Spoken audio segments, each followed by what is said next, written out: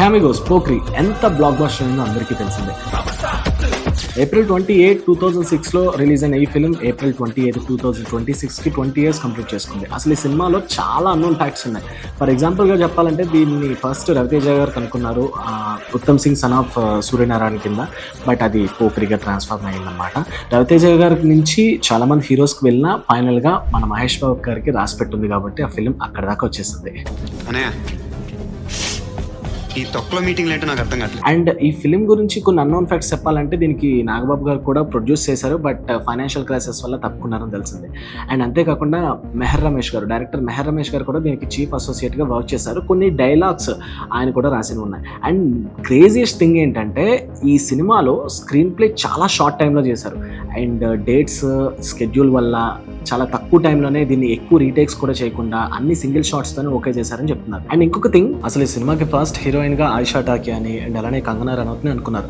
But final ఎండ్గా ఎలియానా D'Cruz గారు వచ్చారనమాట. ఇంకా తర్వాత తెలిసిందేగా ఆవిడతో సూపర్ హిట్ అయిపోయిందని చెప్పచ్చు. అండ్ ఈ ఫిలిం క్రియేట్ చేసిన రికార్డ్స్ అయితే అన్నీ కాదు. మొత్తం సౌత్ ఇండియాలోనే first only single లాంగ్వేజ్లోనే 60 to 70 crores అప్పటికి ఇది ఇండస్ట్రీ బ్లాక్ బస్టర్ హిట్ అని చెప్పచ్చు. అండ్ ఇంకొక థింగ్ ఏంటంటే మగధీర వచ్చే వరకు ద ఓన్లీ ఫిలిం ఇండస్ట్రీ హిట్ని హోల్డ్ చేసిన ఫిలిం పోక్రీ. అండ్ కర్నూలులో 500 days ఆడింది ఒక్క సింగిల్ థియేటర్లోనే.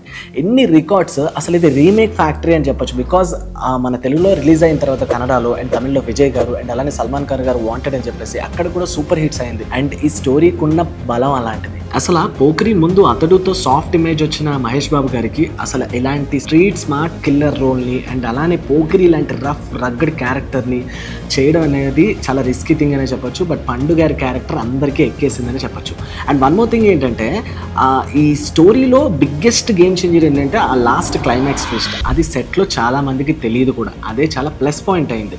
అండ్ ఈ సినిమా కొన్ని రిఫరెన్సెస్ కూడా అని చెప్పారు కానీ బట్ ఫైనల్ ఎండ్గా ఆడియన్స్ అయితే దీన్ని సూపర్ హిట్ చేసేసారు. అండ్ షియాజీ షిండే గారి క్యారెక్టర్ ఫస్ట్ అమితాబ్ బచ్చన్ గారిని అనుకున్నారు, బట్ కొన్ని అనివార్య కారణాల వల్ల షియాజీ షిండే గారు వచ్చారు. ఇలా చాలా క్యారెక్టర్స్ని చాలామంది అనుకున్న పోక్రీ మాత్రం ఎవరితో పడాలో వాళ్ళతోనే పడింది.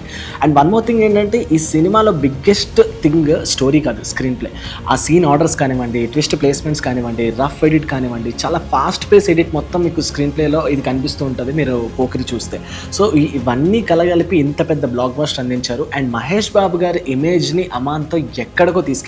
అప్పటిదాకా పోక్రీ ముందు ఒకటి, పోక్రీ తర్వాత ఒకటి. మణి శర్మ గారి మ్యూజిక్ అయితే చాట్ బాస్టర్.